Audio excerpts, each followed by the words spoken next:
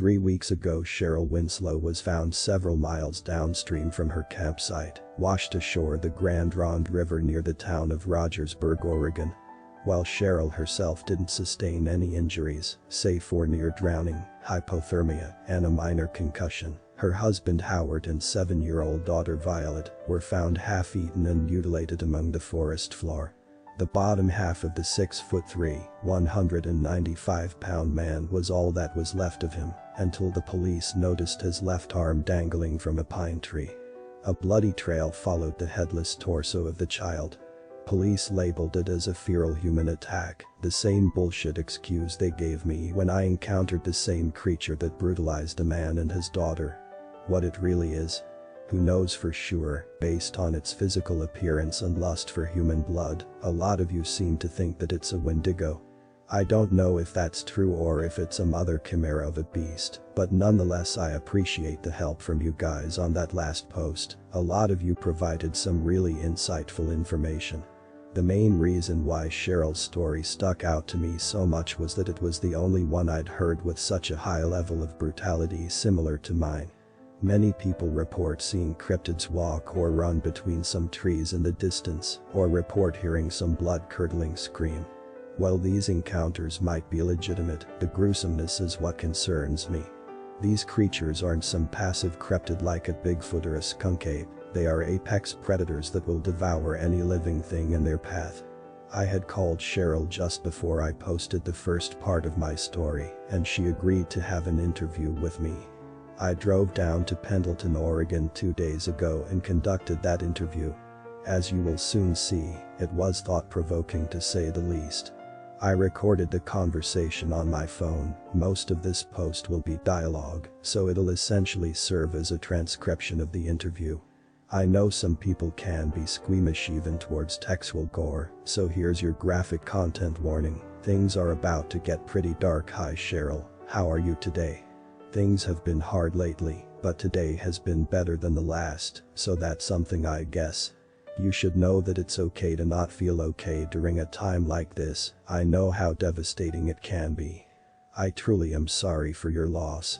Thank you, Peter, I really do appreciate it. Of course. So, Cheryl, I want to do this in a way that respects your grieving process. I want you to start us off wherever you're comfortable. Thank you. A couple weeks back we planned a short camping trip. The entire hike was gorgeous. The hills are so beautiful this time of year. The day was an absolute blast. Violet caught crawdads in the river, while Howard and I cooked hot dogs over a small fire by the river's shore. Hot dogs, a classic. What's your wiener of choice? Haha, Hebrew Nationals anyways. Everything was great up until we started getting ready for bed. Good choice. Sorry, on what happened? When you went to bed. Howard and I put Violet to bed in her little tent and then began to change into our pajamas. Right before we hopped into bed, Violet came over to the front of our tent needing to go to the bathroom. Howard put on his headlamp and went with Violet into the woods to go pee. After a while they hadn't come back, so I decided to go out looking for them. I knew which way they had gone, so I decided to put on a headlamp of my own and follow them out into the forest. I probably made it 200 feet before I noticed the flashing. I'm sorry, the flashing. Yes, I didn't know what it was at first either, but then I got close enough for my headlamp to shine on this thing. It was horrible. It had this dark black fur. And these horrible antlers. But oh god, the face. When that thing looked at me I saw evil incarnate, because that's when I noticed the flashing it was Howard. The creature had his torso entirely inside its canine mouth like a snake eating an egg. I have never been so terrified in my life, Peter. As the creature shook its muzzle, the headlamp my husband wore shook too. Christ, Cheryl, I'm so sorry. Do you need a moment?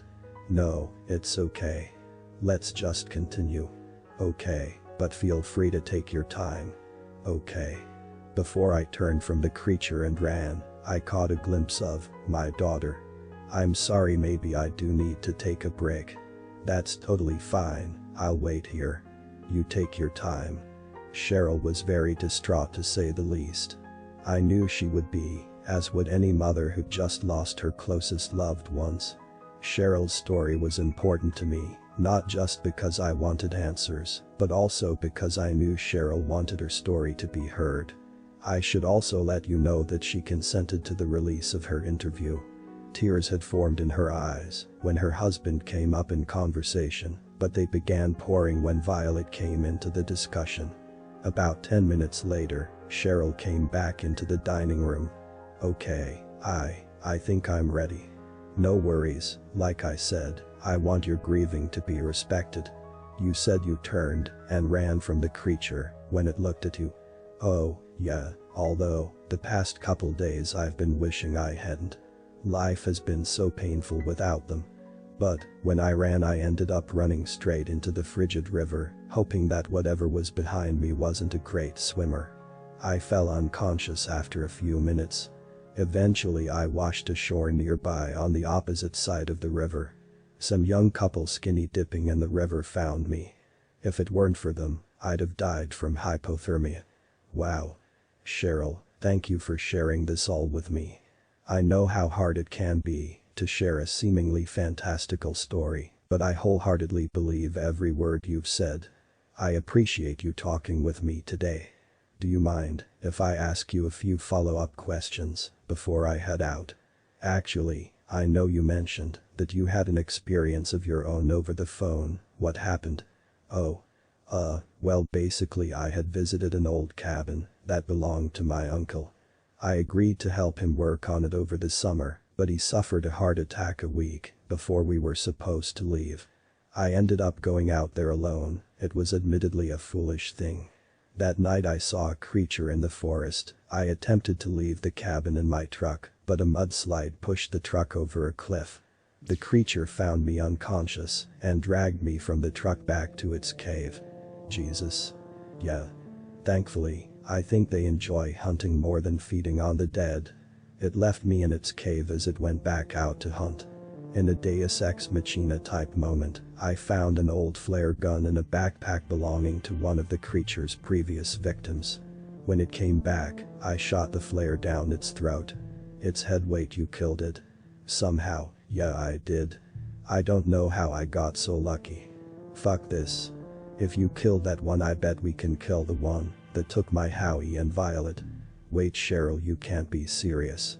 These things possess otherworldly levels of aggression and capability for violence. I know you're angry, but I can't let you put your life in harm's way after you barely got away once. I have nothing left, Peter. Nothing. My parents both died from cancer, and my younger brother was killed in a car crash 2 years ago. Howard and Violet were the only family I had. I'm not asking you to come with me, all I needed to know is that these things bleed. I stopped the recording there. After several futile attempts to keep Cheryl from getting herself killed, I offered to go out to Hell's Canyon with her to hunt this thing. No known cave systems exist near the Winslow's campsite, but Hell's Canyon is home to dozens of caverns. Cheryl is hoping that we find the right one. I don't know what I'm hoping for. Stay tuned, I'll make sure to update you guys when we get back from our expedition, if we make it back.